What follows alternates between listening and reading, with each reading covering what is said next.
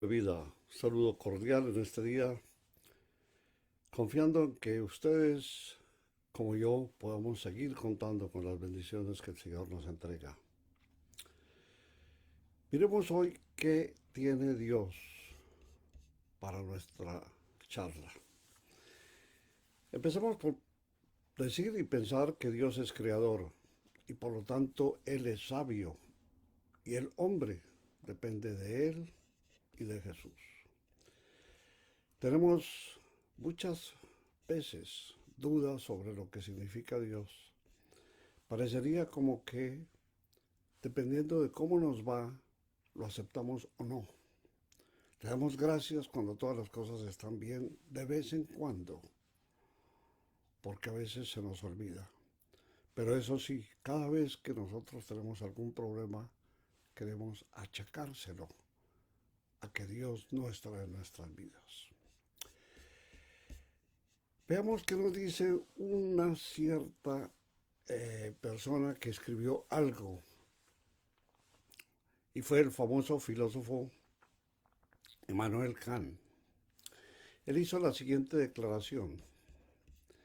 Dijo, dos cosas llenan mi alma de una admiración siempre creciente. El cielo estrellado por encima de mí y la ley moral dentro de mí.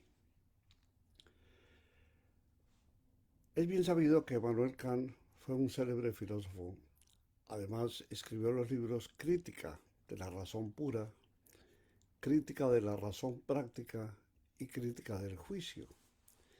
Y es interesante poder constatar que tan privilegiada inteligencia no era un ateo, sino un gran pensador, aunque no sabemos hasta dónde llegó su conocimiento acerca de Jesucristo, el revelador de Dios a los hombres y autor de nuestra salvación.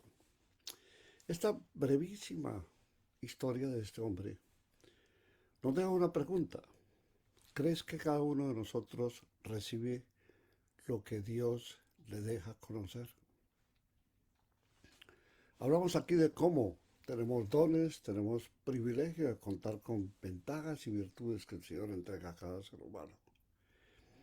Pero a veces las consideramos como que es una obligación, como que cuando no las desarrollamos creemos que somos en cierta forma afectados porque Dios no nos permite que lo podamos hacer. Y a Él le estamos echando la culpa de todo lo que nos pasa. ¿Por qué creer que Dios tiene obligación para nosotros? ¿Acaso como creador no podría en algún momento parar de protegernos como lo ha hecho y de suministrarnos todo como lo ha venido haciendo desde la creación? ¿Y quién de nosotros podría altercar o reclamarle a Él? Pensemos en ello. Dios es sabio. Corintios nos dice, el hombre depende de Dios y de Jesús. Y a la letra, porque la palabra de la cruz es locura a los que se pierden. Pero a los que se salvan, esto es a nosotros, es poder de Dios. Pues está escrito, destruiré la sabiduría de los sabios y desecharé el entendimiento de los entendidos. Pablo no habló por hablar. Como toda la escritura de revelación divina, tenemos que creer, porque así nos lo manda el Señor y así está en nuestro corazón, que lo que allí encontramos está absolutamente respaldado por quien lo dictó y permitió que llegase a nosotros. Por lo tanto, no obedecerle es tanto como retar a Dios. Y retar a Dios es tanto como morir antes de siquiera levantar una mano para señalar hacia el Señor. No fue escrito por quienes quieren o pueden errar y fracasar en su intención. El Evangelio fue escrito por revelación divina y fue el Señor Dios quien así lo permitió. Y quiso que fuese hecho para que el hombre tuviese un medio de conocimiento y de reflexión en la verdadera palabra divina. Y así no fue engañado por los enemigos que en todo momento han tratado de ensuciar y de enlodar los pasos del hombre y hacerlo precipitar al abismo de perdición y de condenación. Hoy se huye y se escucha y se ve en todas partes que muchos predican una palabra fuera de la palabra, ya que están contra lo que dice el Señor y quieren interpretarla conforme a sus propias inclinaciones y personales deseos. Y así entonces darse satisfacción en todo momento y hacer que primen los sentidos y que se haga validez sobre lo que es negativo y conduce al error. Una vez que el hombre hace que su pensamiento e inteligencia sean más válidos que la palabra real del Señor, entonces es cuando vemos cómo el Padre hace callar y castigar en forma completa a quien se atreve a desafiarlo y a contradecir y contender contra su ley y sus mandamientos. Se dice que Dios es amor y no puede haber cosa más cierta que ello. Si Dios no hubiese amado a quienes creó, ¿cuál podría ser la razón de esa creación? Pero nosotros los humanos nos olvidamos que Dios castiga. Y ello no nos lo dicen las iglesias de los pastores, ni los sacerdotes, ni los ministros, porque ello es abrir una llave que puede hacer peligrar el éxito de la iglesia comercial. Es triste decirlo, pero yo siento que cuando Dios obra y cuando Él está dispuesto a obrar en contra de la actitud y de la forma como el hombre lleva a cabo sus quehaceres, es porque Dios tiene absolutamente toda la razón y por lo tanto Él tiene el derecho a quebrantar, a que nos humilla. Él permite que pasen cosas claramente cuando nuestra razón no las encuentra explicables. Pero en ese sentido de respeto hacia Dios, son completamente válidas las confirmaciones de que su palabra es por sobre todo verdad absoluta. La palabra de Dios es cierta. La palabra de Dios es confirmada por Cristo. No tratemos de llegar a Dios con sobradas razones humanas, ni tampoco lo hagamos con el plan o deseo de desafiar lo que su palabra nos dice, porque no podemos en ningún momento entrar a competir con la precisión y la complejidad de lo que representa la palabra del Señor. A Él tenemos que buscarlo con humildad, con fe, con verdadero arrepentimiento en la seguridad de que Dios nos oirá y nos dejará ver y conocer cómo y qué es lo que el Señor quiere que nosotros hagamos. Por lo tanto, vistámonos entonces de gala para conocer qué quiere el Señor y Dios eterno.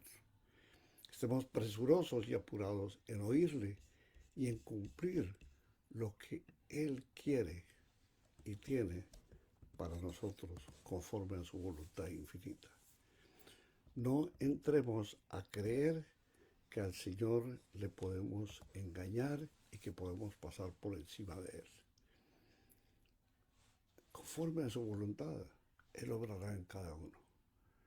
Y en nosotros está no solamente el orar para que Él sea benigno con su decisión, sino aceptarla y estar completamente seguros de que la justicia divina obrará en cada instante y en la dirección correcta en la que Él nos enseña y nos reclama que estemos. Hay un punto interesante y es cuando nosotros debemos comenzar a ejercer lo que podríamos llamar ser un buen líder, o en otra forma, un buen liderazgo. En el libro de Números nos dice Moisés, habló Jehová a Moisés en el desierto de Sinaí, en el tabernáculo de reunión, en el día primero del mes segundo, en el segundo año de su salida de la tierra de Egipto, diciendo: tomad el censo de toda la congregación de los hijos de Israel por sus familias, por las casas de sus padres, con la cuenta de los nombres de todos los varones por sus cabezas. Si queremos entrar a mirar lo que el Señor nos deja conocer al respecto, no necesitamos reunirnos en un plan de estudiar lo que en algún momento pueda ser la teología o todo lo que emana de la sabiduría divina. Es simplemente abrir nuestro corazón para entender que primero tenemos que creer todo lo que el Señor nos dice. Tenemos que aceptarlo, tenemos que entender que es su verdad y además que es su ley, y como Señor de toda la creación, Él tiene derecho a reclamar lo que ha creado. Un buen líder es como un buen capitán de un barco. Ambos planean todo el viaje en su mente antes de zarpar del muelle.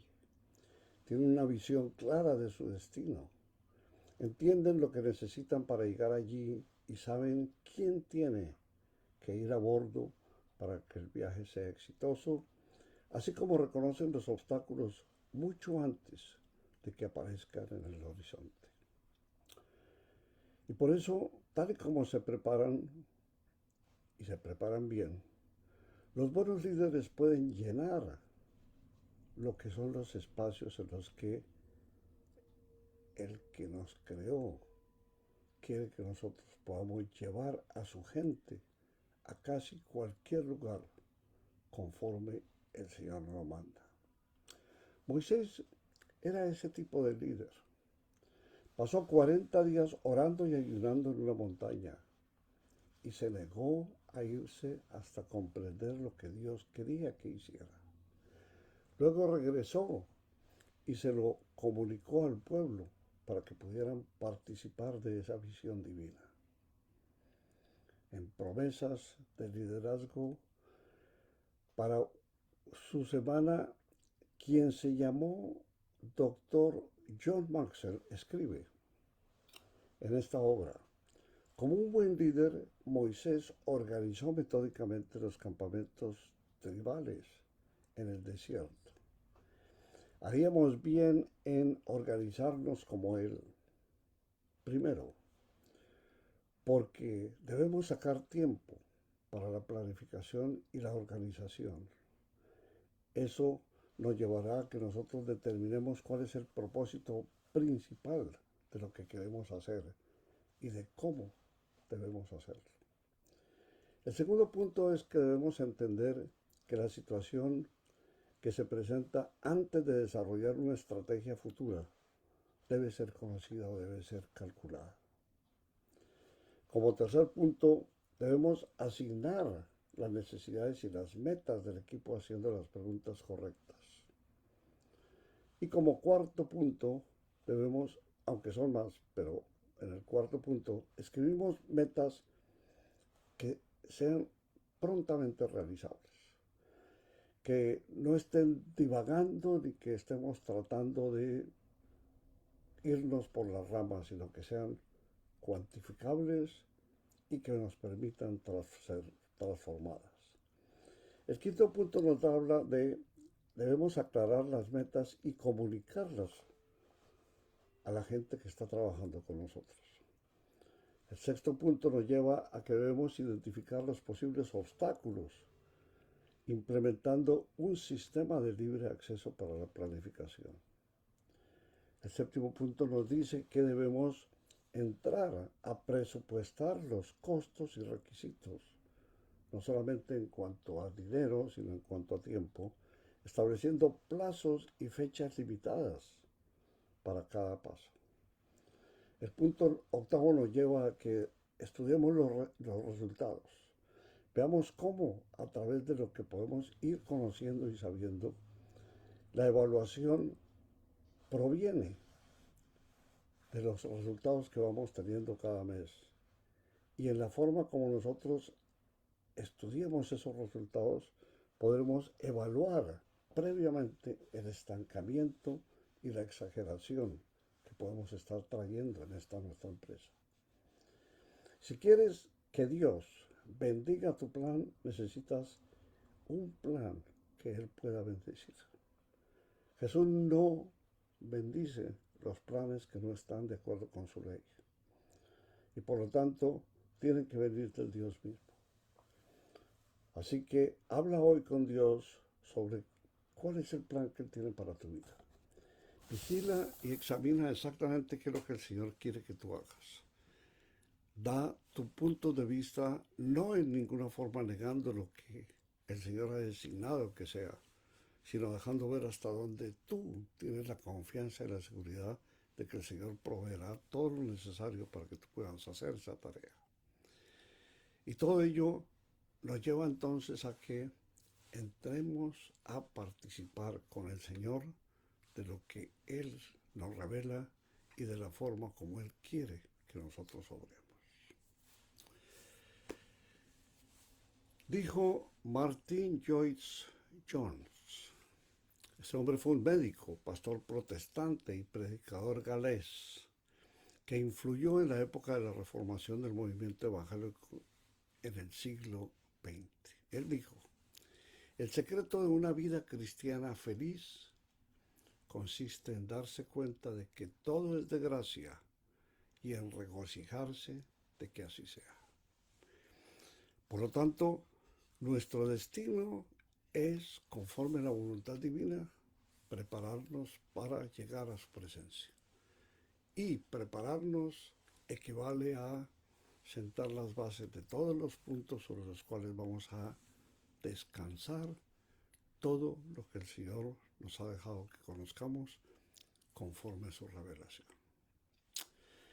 Démosle gracias al Señor, digámosle, Padre eterno, gracias por vivir en nuestras vidas, por descender de tu grandeza para auxiliarnos, para salvarnos, para darnos palabras y para darnos promesa de que estaremos a tus pies en el final y por siempre, alabándote conforme a tu voluntad y absoluta soberanía.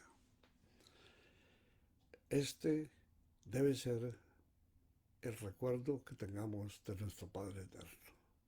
Él vendrá a nosotros y esperemos que en la forma como Él nos ha permitido que conozcamos, podamos colocar también todo lo que corresponde a nuestra disposición para que el Señor Jesús nos revele conforme es y va a ser su absoluta voluntad. Amigos, muchas gracias. Empezamos una nueva semana. Esperamos que tengan ustedes muchas bendiciones. Muchas gracias. Estaremos aquí mañana, si el Señor nos lo permite.